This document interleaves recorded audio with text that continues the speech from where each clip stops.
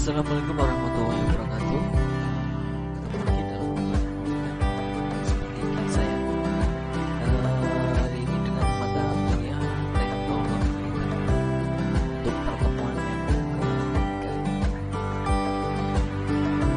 Saya langsung saja siapkan masing-masing sudah selesai siap-siapnya. Silakan untuk mengikuti pertemuan. Jadi kuliah akan segera kita mulai beberapa saat lagi sambil menunggu untuk segera.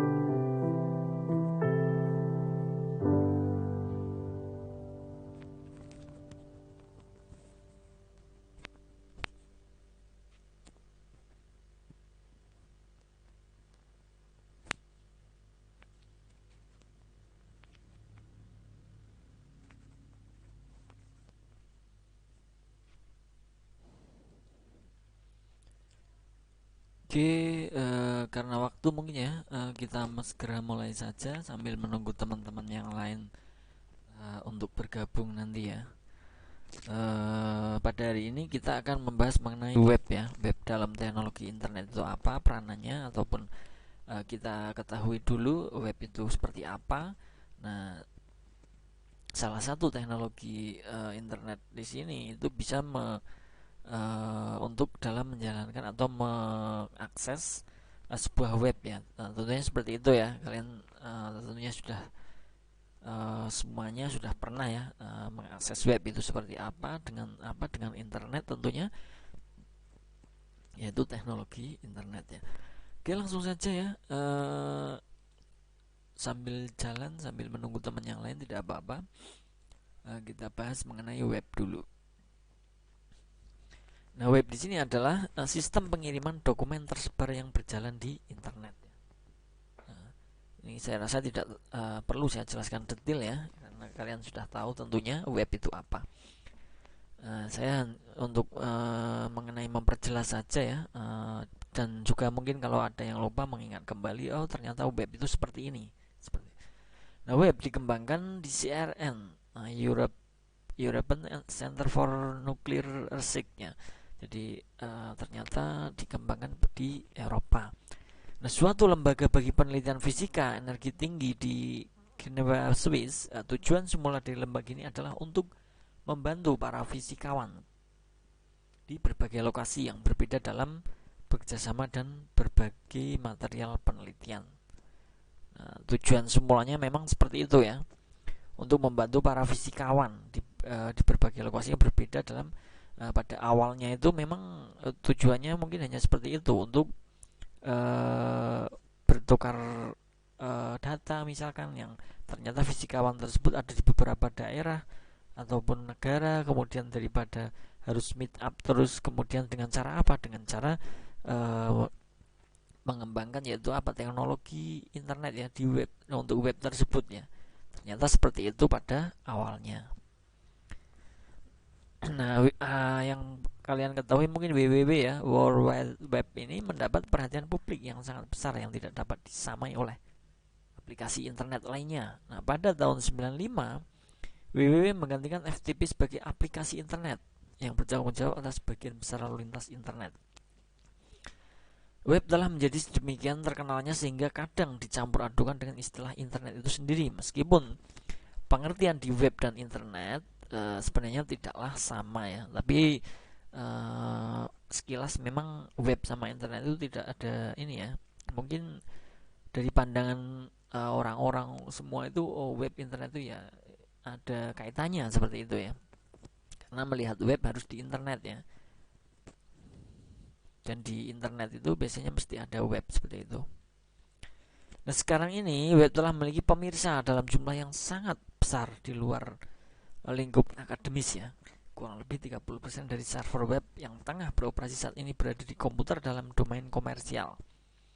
Dan di sebagian industri di mana keberadaan perusahaan, web sama pentingnya dengan memiliki telepon atau fax bagi tujuan komunikasi bisnis.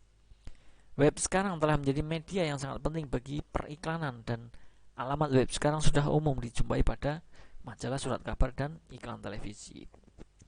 Mungkin bagi kalian-kalian yang mempunyai usaha sendiri ya, itu alangkah baik ya, untuk semacam penambah untuk marketing atau promosinya, itu dibuatkan sebuah web ya, dibuatkan sebuah web.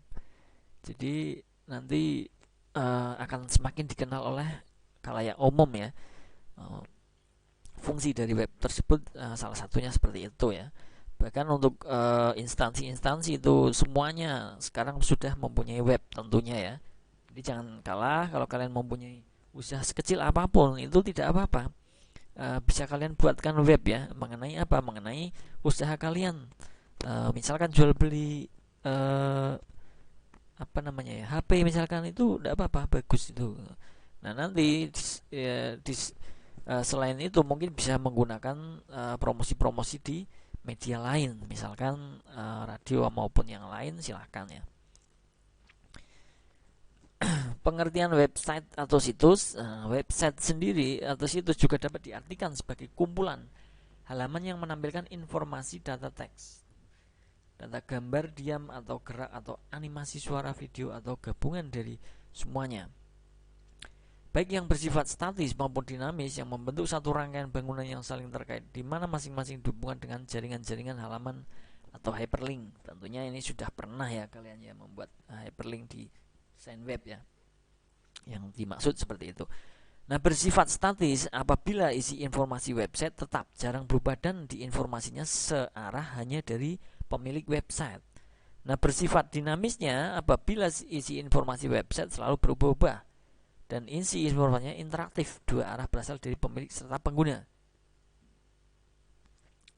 websitenya ya.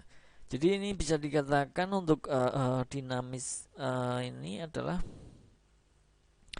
lebih terupdate ya. Nah, mungkin kita contohkan website Suara Merdeka misalkan. Nah, itu kan di hampir ya pasti ya di setiap hari itu ada updatean berita terbaru. Nah, di situ informasinya bersifat interaktif ya.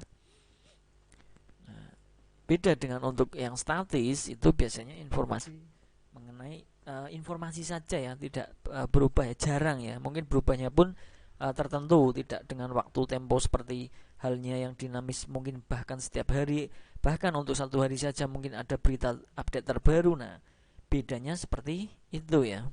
Saya rasa sudah paham. Dulu kalian sudah mata kuliah desain web tentunya sudah diajarkan ya antara web statis dan dinamis. Nah, contoh website statis adalah besi profil perusahaan, sedangkan website dinamis adalah seperti kalau dulu ini ya, Friendster, Multiply dan lain-lain. Nah, dalam sisi pengembangannya, website statis hanya bisa diupdate oleh pemiliknya saja, sedangkan website dinamis bisa diupdate oleh pengguna maupun pemiliknya ya. Nah, jadi di website dinamis di sini juga yang bersifat bisa diupdate oleh pemilik maupun pengguna ya. Seperti itu untuk perbedaannya bisa diingat. Nah, untuk sejarah web sendiri itu bagaimana? Ini bisa saya ulang kembali mungkin untuk mengingat kembali ya. Ini tadi sudah saya kenalkan kalau web tersebut dikembangkan di Eropa ya, di kota Jenewa, dekat perbatasan Perancis dan Swiss. Nah, CRN merupakan suatu organisasi yang didirikan oleh 18 negara di Eropa di bulan Maret 89.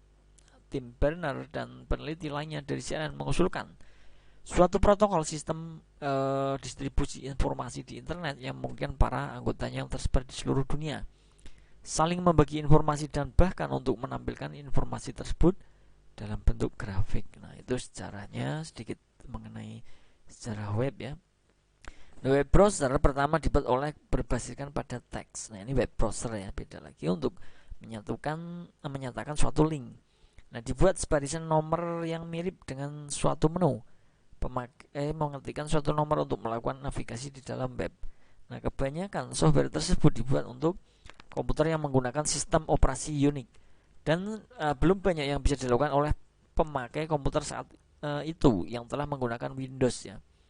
Nah, itu pada saat itu sering yang pertama itu menggunakan Unix ya. Tetapi semua ini berubah setelah munculnya browser Mosaic dari NCSA, National Center for Supercomputing Application ya. Ternyata sudah bisa dipakai di Windows juga ya untuk web browsernya. Nah, W3C atau WWWC yang dibentuk pada Oktober 94 kemudian mengembangkan teknologi baik spesifikasi, petunjuk software dan tool yang dapat dioperasikan pada platform manapun sehingga membawa web mencapai potensi yang utuh sebagai sebuah forum informasi e-commerce, komunikasi dan perjanjian bersama. Nah, W3C beranggotakan lebih dari 400 organisasi anggota di seluruh dunia sekaligus merupakan badan resmi yang membuat standar web. Hasil dari W3C adalah standar web yang paling mendasar itu HTML, CSS dan XML. Nah, standar HTML yang terakhir itu HTML1 ya. Ini kalian tentunya paham ya. Nah, pada awal perkembangannya, sewaktu browser masih berbasiskan teks, hanya terdapat sekitar 50 website. Di akhir tahun 95, jumlah ini telah berkembang menjadi sekitar 300.000 website dan diperkirakan sekarang juga sudah pemakai web telah mendapat sekitar 30-an juta pemakai di seluruh dunia. Nah, itu seiring dengan perkembangan teknologi ya, itu web sekarang sedikit-sedikit orang punya usaha, seperti tadi saya katakan ya, punya usaha sekecil apapun, itu langsung dibuatkan sebuah web, biasanya seperti itu. Nah, agar apa? Nah, itu sebagai sebuah promosi juga ya, sebuah promosi juga untuk suatu usaha kalian. Silahkan, tidak apa-apa ya, itu bagus ya. Dan juga belajar untuk membuat web, misal tentunya kalian untuk semester tua seperti sekarang mungkin sudah bisa ya membuat sebuah web yang statis maupun dinamis, sudah diajarkan tentunya ya. Sekilas proses kerja webnya seperti apa. Web page adalah file-file yang disimpan dalam komputer atau web server ya. Sedangkan komputer yang membaca halaman web disebut web client. Web client akan menampilkan halaman web dengan menggunakan program yang disebut web browser. Nah, web browser mengambil sebuah halaman dari web server dengan sebuah request, di mana request di sisi lain adalah sebuah request HTTP standar yang berisi sebuah page address ya, misalkan www.stacom.acid index HTML. Nah, di sini ya, ternyata saling berkaitan antara web page, kemudian web client, web server, web browser, itu saling berkaitan. Barulah nanti akan bisa bekerja dengan baik mengenai web ya. Saat kita mau mengakses sebuah web, itu ternyata prosesnya seperti itu. Dari web page-nya, servernya, kemudian web client-nya, kemudian dipanggil lagi oleh ke web browser ya, web servernya dari request web server ya. Nah, seperti itu kira-kira sekilas ya proses mengenai kerja webnya. Pada saat kita mengakses sebuah web, itu tentunya kalian ada gambaran. Oh, ternyata proses dari kerja web itu seperti itu. Nah, saya menuliskan misalkan www.stacom.acid index HTML. Nah, ini kalian tentunya sudah tahu ya, ada gambarannya. Oh, web page-nya itu yang ada di web servernya. Kemudian untuk komputer yang membaca halaman web tersebut adalah web kliennya ya, kliennya atau yang pengguna. Kemudian menampilkan menggunakan apa, web browser ya. Tentunya harus ada web browsernya. Nah, untuk mengenai web browser mungkin sudah paham semua ya, banyak ya web untuk browser untuk penggunaan web ya. Barulah nanti akan dari web server setelah di request dengan menggunakan web browser tadi akan tampil sebuah webnya, misalkan www.stacom.acid dan lain sebagainya ya. Kemudian URL, Universal Resource Locator. Nah, URL adalah konsep nama file standar yang diperluas dengan jaringannya. Nah, nama file ini tidak hanya menunjukkan direktori atau nama filenya, tetapi juga nama mesinnya dalam jaringan. URL dapat disediakan atau diakses dengan berbagai metode dan bisa jadi bukan sekedar file, karena URL dapat menunjukkan query-query dokumen yang disimpan dalam database, hasil dari suatu finger atau archi, ataupun apapun yang berkaitan dengan data hasil proses. Nah, URL kiranya seperti itu ya mengenai Universal Resource Locator ini. Batasan perancangan web, limitation of the web. Mendesain web membuka kemungkinan yang serba baru, karena pada saat yang sama web desain juga lahir dari serangkaian batasan-batasan yang diciptakan oleh dunia web itu sendiri. Sederhananya, update adalah salah satu suatu kelebihan media web. Jadi web zaman dahulu sama web sekarang tentunya juga pasti beda ya. Karena seiring perkembangan itu tentunya ada update selalu update ya. Kenapa? Karena HTML saja itu sudah ada 1, 2, 3, 4, 5 ya. Nah, itu karena update. Nah, terkadang kalau kalian menuliskan atau membuat sebuah coding web ataupun apa, itu biasanya ini ya,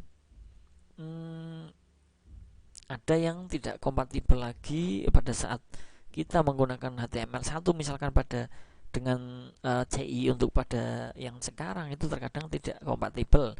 Nah, di situ kenapa? Karena selalu terupdate. Nah, jadi kalian pada saat kalian mungkin semacam menjadi sebuah developer web, itu tentunya harus memperhatikan sebuah update tertentu ya, update tersebut ya. jadi tidak ketinggalan nantinya, seperti itu ya. Jadi selalu berkaitan untuk update-update tertentu untuk web ya. Teori rangkaian batasan web dikembangkan Lance Arthur dan Glassdoor. Dalam artikel tersebut, di antaranya batasan tersebut adalah ada platform isu. Komputer Mac menampilkan huruf kecil lebih kecil dari komputer PC. Nah, PC mempunyai font default yang berbeda dari Mac. Nah, Unix dan klonnya tidak mempunyai font default. Mac menampilkan warna washed out. PC menampilkan warna super saturated dan seterusnya. Ini untuk platform isunya. Kemudian ada browser isu, Netscape mempunyai JavaScript. Jadi Microsoft selalu satu langkah di belakang untuk mengenai JavaScript ya.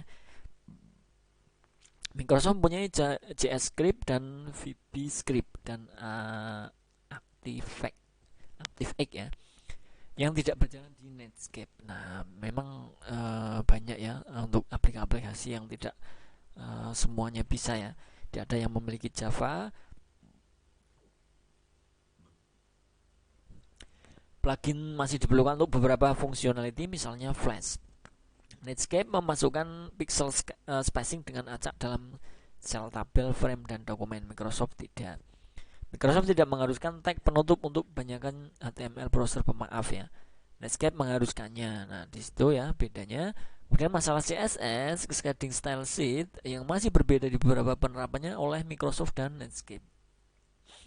Nah, Microsoft menambahkan CSS filter, Netscape menambahkan JavaScript CSS, dan itu baru 2 browser dan sekian browser yang ada. Itu antara Netscape dan Windows, Microsoft ya. Nah, sekedar ini untuk tambahan.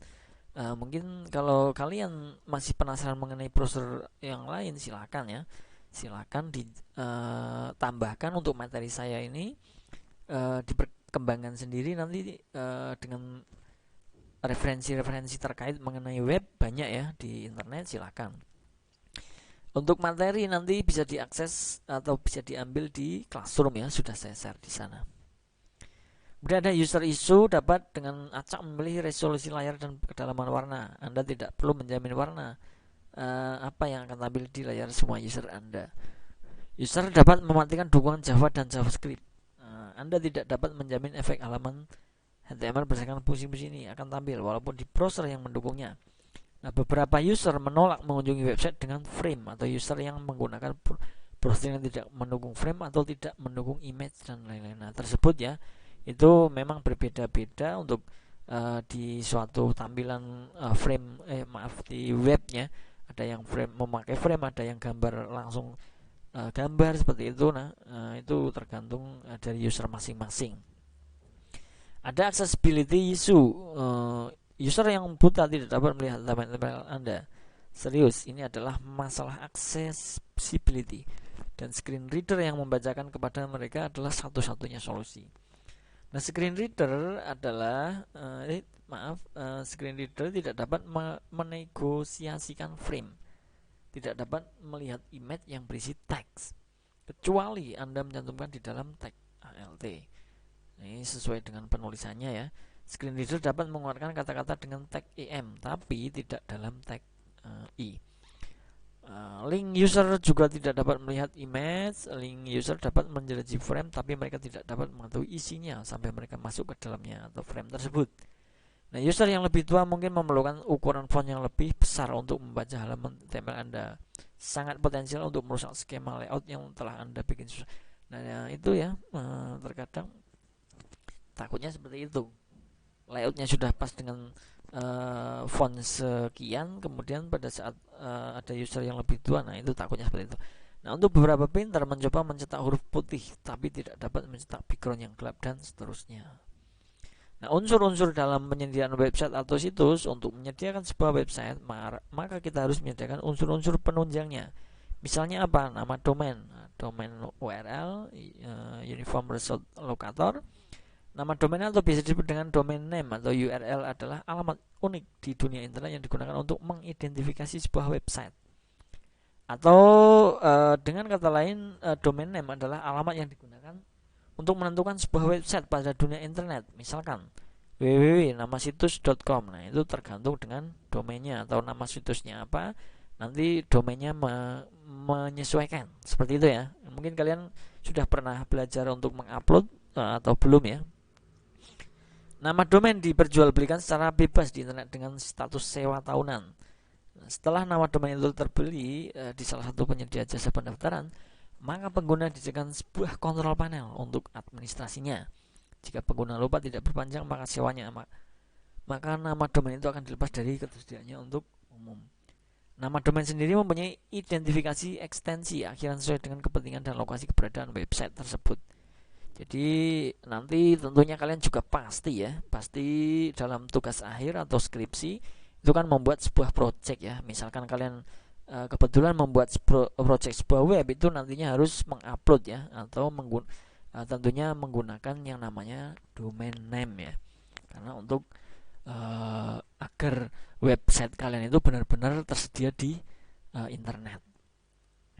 Nah, contoh namanya ini ada domain berekstensi internasional .com.net, .org, info, biz, name, ws. Nah, contoh di negara Indonesia, di negara kita ada co-id. Ini hanya beberapa saja mungkin yang saya tampilkan ya. Ada sebenarnya masih banyak lagi. Co-id untuk badan usaha yang punya badan hukum sah. Sedangkan ACID itu lembaga pendidikan, seperti Stekom ACID. Nah, itu berarti kita dalam lembaga pendidikan.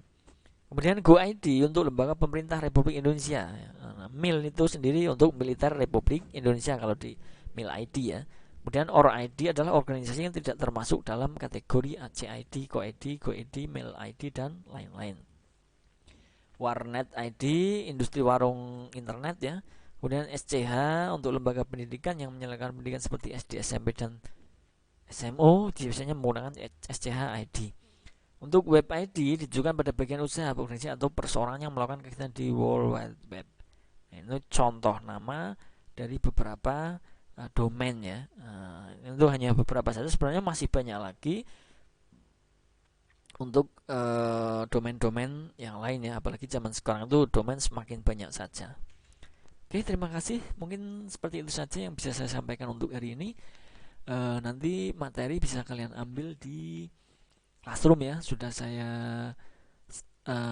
upload di sana. Silahkan untuk yang masih penasaran mungkin bisa dikembangkan kembali mengenai web untuk lebih komplitnya ya. Karena yang saya sampaikan hanya poin-poinnya saja untuk pengantar pembelajaran ya. Jadi silakan kalau yang masih penasaran ataupun ingin mengetahui lebih dalam mengenai web, pengertian web dan lain-lainnya, itu silahkan dikembangkan sendiri dengan referensi-referensi terkait dari repositori kampus kita maupun di internet, boleh ya. Saya lebih suka seperti itu. Kalau memang kalian penasaran, silahkan dikembangkan. Itu untuk menambah wawasan kalian saja. Karena apa? Karena nanti dalam penyusunan untuk skripsi itu kalian mau nggak mau ya pasti membuat sebuah web ataupun berbasisnya web ataupun Android itu sama saja sebenarnya ya. Pengertian ataupun sekilasnya itu sama, cuma beda untuk penulisan pemrogramannya saja. Tapi saya rasa sering orang menggunakan yang web mungkin ya, atau mungkin ada yang lebih seneng Android, silahkan, tidak apa-apa.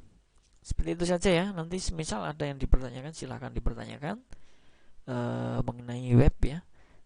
Boleh ke kontak saya ataupun di kolom komentar, nanti bisa saya jawab. Utamakan di kolom komentar lebih dahulu ya. Oke, seperti itu mungkin. Ada yang dipertanyakan? Kalau tidak ada, akan segera saya akhiri untuk pertemuan hari ini ya.